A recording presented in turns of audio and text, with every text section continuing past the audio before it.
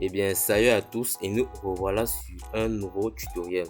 Bon, je pense que dans ma précédente vidéo, j'avais annoncé que j'allais faire un tutoriel sur l'outil Hacking Tools. Bon, j'ai eu à me pencher sur la question et on nous dit ici dans le site, bon, je vais appeler ça plateforme you.com, ils nous disent que Hacking Tools est un outil de piratage qui permet d'automatiser les tâches de piratage. Donc, ça veut dire que vous n'aurez plus à créer soit des payloads vous-même, donc comme en utilisant Metasploit. Bon, ici je vous ai parlé de you.com. Bon, vous savez que de nos jours plusieurs chats intelligents ne font que sortir, notamment ChatGPT. Ici nous avons you.com qui est la, on peut dire ça, donc qui est le croisement entre Google et ChatGPT. Donc ce qui fait qu'il est encore plus puissant. Et comme vous le voyez, je suis en PC remote. Donc je vais mettre un petit i qui va vous rediriger vers le tutoriel que j'avais eu à faire. Donc vous allez voir que si je baisse, ici nous revoilà sur Windows 11. Ici nous repartons et nous revoilà sur Kali Linux. Bon, tout d'abord on peut continuer ce tutoriel. On va commencer, mais d'abord le générique.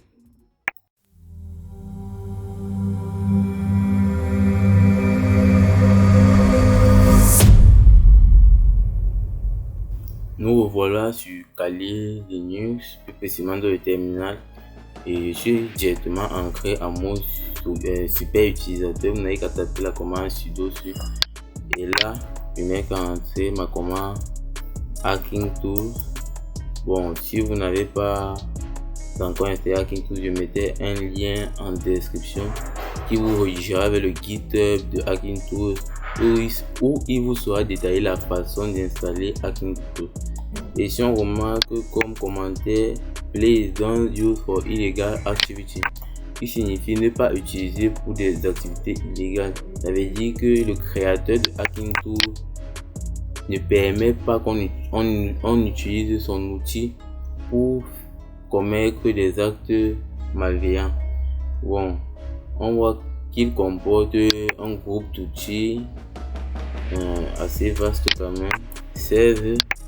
Ici par exemple nous avons le phishing attack tools qui permet de faire les attaques de phishing, par exemple l'hameçonnage qui permet de récupérer des informations sur un compte ou sur une personne. Nous avons le SQL injection tools qui nous permet de faire des attaques par injection SQL. Le web attack, des attaques sur le web, comme son nom l'indique. Le payload creation tools qui permet de créer des charges utiles, encore appelé payload. Et l'exploitation framework. L'exploitation framework, c'est généralement MSF Venom et MSF Console. Bon, nous on va pour un temps utiliser le SEN et durant toutes mes prochaines vidéos on détaillera pas à pas les outils de Hacking Tools. Si on entre SEN, on voit qu'il possède de sous-outils, par exemple le Auto Fisher RK, le Pipe Fisher, le Hidden Eye, ICU, CT, Black Eye et bien d'autres.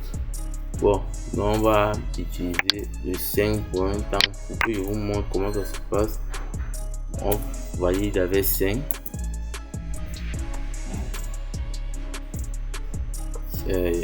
1 pour installer d'abord, après l'installation. 2 pour lancer. Moi j'ai déjà installé, donc il n'est qu'à entrer 2 et nous voilà sur Hidden Eyes. Vous voyez que nous permet de créer des informations sur pratiquement 38 types de comptes, notamment Facebook, Google, Xbox, PlayStation, eBay, Dropbox. Bref, nous avons autant de manières de récupérer des informations sur le compte d'une personne. Et je tiens à préciser que cette vidéo est uniquement et strictement à titre éducatif. N'essayez jamais ces techniques que je vous montre sur des systèmes ou des appareils connectés qui ne vous appartiennent pas. Bon, nous on va choisir 2.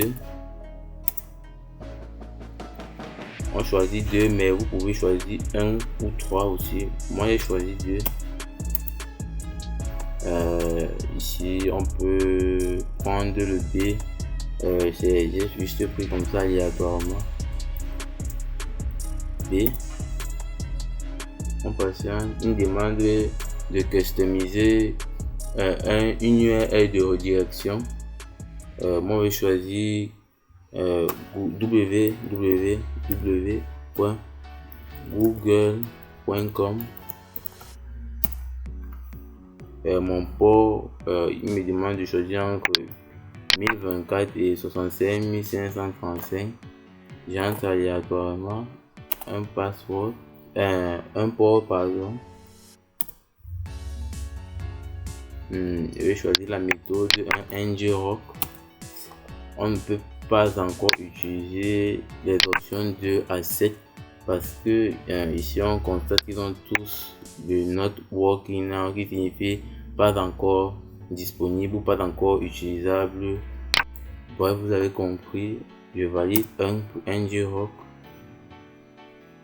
Puis voici l'URL qui sera envoyée à la victime. Mais je ne vous conseille pas d'envoyer ce lien comme ça, car la victime saura que ce n'est pas un lien banal, parce que d'abord ne comporte pas d'abord le HTTPS, c'est juste HTTP. Vous pouvez masquer votre lien si en donnant un autre nom à ce lien, genre peut-être https://google.com avec les méthodes détaillées sur le net. Vous n'avez qu'à faire des recherches comment masquer un lien avec un autre nom. Vous le faites, puis vous l'envoyez et ça marche tout autant. Merci de m'avoir écouté pendant ce tutoriel. On se dit à bientôt pour un autre tutoriel. Ciao.